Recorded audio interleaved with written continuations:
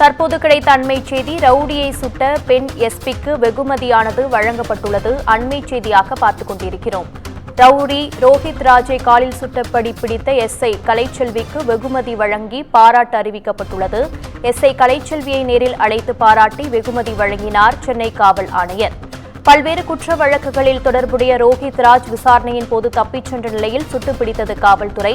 இது தொடர்பாக எஸ்ஐ கலைச்செல்விக்கு நேரில் அழைத்து பாராட்டி வெகுமதி வழங்கினார் சென்னை காவல் ஆணையர் அருண். இது தொடர்பான கூடுதல் விவரங்களை எமது செய்தியாளர் சுப்பிரமணியன் வழங்க கேட்கலாம். வணக்கம் சுப்பிரமணியன், இது குறித்த கூடுதல் விவரங்கள்.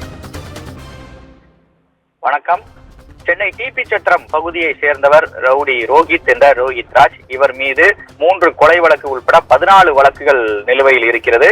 குறிப்பாக டிபி சத்திரம் காவல் நிலைய சரித்திர பதிவேடு குற்றவாளி இவர் மீது டிபி சித்திரம், அமைந்தகரை, அசோக் நகர் உள்ளிட்ட 3 காவல் நிலையங்களில் கொலை வழக்கு இருக்கிறது. குறிப்பாக மயிலாப்பூர் ரவுடி சிவகுமார் கொலை வழக்கிலும் இவர் முக்கிய குற்றவாளியாக காவல்துறை தரப்பில் சொல்லப்பட்டிருக்கிறது. இந்த நிலையில் இவர் மீது நீதிமன்ற பிடியாணை பிறப்பிக்கப்பட்டிருக்கூடிய சூழ்நிலையில் இவரை தேடக்கூடிய பணியில் காவல்துறையினர் தீவிரமாக ஈடுபட்டனர்.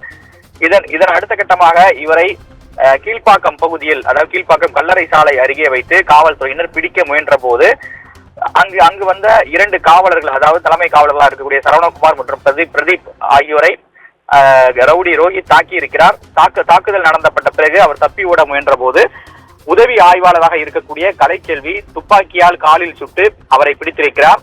காயமடைந்த ரவுடி சிகிச்சைக்காக அரசு மருத்துவமனையில் அனுமதிக்கப்பட்டிருக்கிறார். அதே போல காயமடைந்த தலைமை காவலர்கள் சரவணகுமார், பிரதீப் ஆகிய 2 பேரும் கீழ்ப்பாக்கம் அரசு மருத்துவமனையில் சிகிச்சைக்காக அனுமதிக்கப்பட்டிருக்கிறார்கள்.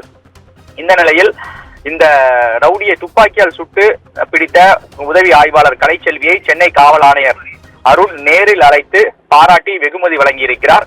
இதற்கிடையில் இந்த துப்பாக்கி சூடு சம்பவத்தில் பல்வேறு சந்தேகங்களை கிளப்பி ரோஹித்தினுடைய பாட்டி செய்தியாளர்களை சந்தித்திருக்கிறார். அதாவது தப்பி ஓட முடியாத ஒருவரை எப்படி சுட்டு பிடிக்க முடிந்தது காவல்துறையினால், அது மட்டுமல்லாமல் ரோஹித் மீது பல்வேறு பொய் வழக்குகளை போட்டு காவல்துறையினர் தொல்லை கொடுத்து வந்தார்கள். அது மட்டுமல்லாமல் தேனியில் பிடித்த அவரை எப்படி சென்னை அழைத்து வந்து இந்த துப்பாக்கி சூடு நடந்தது என பல்வேறு கேள்விகளை எழுப்பி ரோஹித்துடைய பாட்டி சந்தேகத்தை எழுப்பியிருக்கிறார்.